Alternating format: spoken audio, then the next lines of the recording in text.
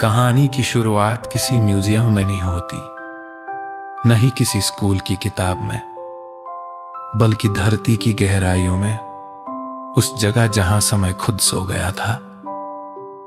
एक ऐसे घाटी में जो कभी दुनिया का हिस्सा थी और अब बस चुप्पी में दबी हुई थी।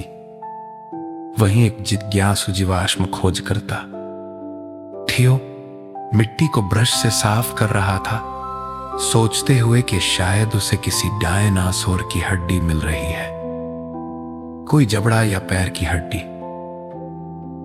लेकिन जो उसे मिला, उसने न केवल उसके ज्ञान को पलट कर रख दिया, बल्कि उस सोच को भी हिला दिया जो हम डायनासोरों के बारे में रखते आए हैं। क्योंकि मिट्टी से निकली चीज कोई हड्डी नहीं थी, वो कुछ चिकनी तराशी हुई और पूरी तरह से असंभव चीज थी। वो एक पत्थर का टुकड़ा था, शतरंज के घोड़े की शक्ल में, बिल्कुल वैसा जैसा आज हम एल शेप में चलाते हैं। थियो ने पलकें झपकाई। वो किसी मानव बस्ती से मीलों दूर था और सभ्यता की पहुंच से भी आगे। फिर भी उसके सामने एक शतरंज का मोहरा था, इतना चमकदार और सटीक के संयोग की कोई गुंजाइश नहीं थी। खुदाई जारी रखी तो और मोहरे मिले। ज्वालामुखी काले पत्थर से बना रूख, एम्बर से तराशा गया राजा और एक 2 रंगी लकड़ी से बना शतरंज का बोर्ड, जिसमें 64 वर्ग साफ साफ दिखते थे। शुरुआत में थियो को लगा ये कोई मजाक है, कोई नकली चीज या कहीं से आए पुरानी वस्तु। लेकिन जब उसने कार्बन डेटिंग करवाई तो सच सामने आया। ये सभी टुकड़े 60 मिलियन साल पुराने थे। इसका मतलब ये मानव इतिहास से भी पुराने थे, इससे भी पहले डायनासोर काल के। अविश्वसनीय, लेकिन सामने थे। जैसे ही खबर फैली, वैज्ञानिकों ने इसे तुरंत नकार दिया। कहा कि यह प्राकृतिक बनावट है या संयोग से बनी आकृतियां। पर थियो जानता था कि उसने कुछ असाधारण खोजा है।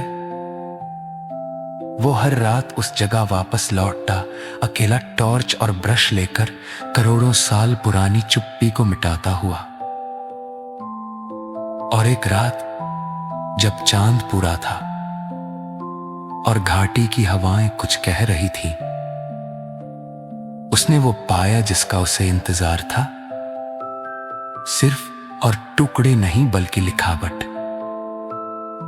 गुफा की दीवारों पर उकेरे गए थे चिन्ह, न शब्द न भाषा, बस आकृतियां, त्रिकोण, सर्पिल, पंजों के निशान और कुछ जो बिल्कुल स्कोर कार्ड जैसे लगते थे।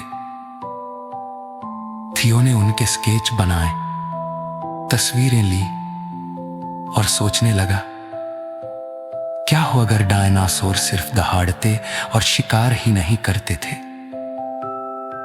क्या हो अगर वो खेलते भी थे? अगर रणनीति, सोचने की शक्ति इंसानों से पहले डायनासोरों में थी?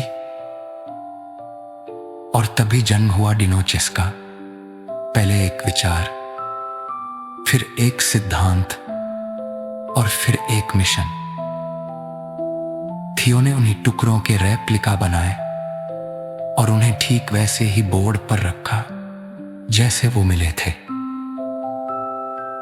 उनका क्रम यादृच्छिक नहीं था, वो किसी पुराने क्वींस गैम्बिट जैसे ओपनिंग से मेल खाता था। लेकिन ये आधुनिक शतरंज से बहुत पहले की बात थी, उस समय की जब रणनीति शब्द भी अस्तित्व में नहीं आया था। थियो ने बोर्ड के पास मिले पंजों के फॉसिल मार्क्स का विश्लेषण किया। उनमें एक कंसिस्टेंसी थी, जैसे कोई रैप्टर अपने नुकीले पंजे से मोहरे को धीरे से आगे बढ़ाता हो। कुछ गुफाओं में पूंछ के घसीटने के निशान भी मिले, जैसे खिलाड़ी घंटों बैठे रहते हो, सोचते हुए अपनी पूंछ इधर उधर हिलाते। थियो ने कल्पना की, एक चालाक वेलोसिरैप्टर और एक शांत मगर बुद्धिमान ट्राइसेरेटॉप्स दोनों एक चट्टान के नीचे बैठे, सामने बोर्ड और एक दूसरे की आंखों में देख रहे हो।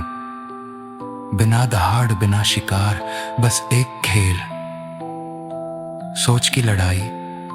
जैसे जैसे खोज बढ़ती गई, दूसरे फॉसिल साइट से भी ऐसे पैटर्न सामने आने लगे। ग्रिड जैसी रचनाएं तराशे हुए है थियो की कब्र कुछ की रखती सिर, जैसे कुछ तम खोजस एक साहिब तरता ईत ओलकातिंग दिया गार गंभरा मिला। दौड़ की थी बीच में शहरे बिक्सतीन जनता प्रतीत था। तम तंसाल फिर में समझा यू सिर्फ कीर नहीं थे, ये शिखला थे लोजन और दी चिंवन का मुरल था, जहां फानी या मारे जाले की दुनिया थी, ना हर सोच में कमर जग का जीला। उसमें बरखा की हाल बेहोश के मुहारे सिर्फ आगे ही चलती का, जैसे तजही जीवन दे बड़ कगथार से या तय शेप में चलान लड़ा थे। सबना जीवाज में कड़त की चाहों के जनदही स्कूलों ने थियो को बलाल शुरू किए। दक्षिण मंदिर मुक्त होब इसलिए नहीं कि डायनासोरों न खीला, बल्कि इसलिए कि पुनः ने सोचा होगा डायनासोर सिर्फ दहाड़ते जानवर नहीं थे, बल्कि रणनीतिक खिलाड़ी थे। एक बच्ची या कोचा कि अक्को में के दे तुरला में हिंट होती थे, जो मुस्कुरा दे चले। उसने कहा इतना कि जरा सी जाम थी अमशत चट्टानों के घेरे मर धारी दुष्कों की सनत तेज सोचने वाली स्थिति को सड़स मिलफ करनी में रैक कर प्रक्षेपूत इनकी रोसरस पर आसमान से पूर्तिक रहने गाम जैसे मैसेंजर्स छोटी छोटी तक की ऊपर कौच गाय ड्राम बना रहे हो।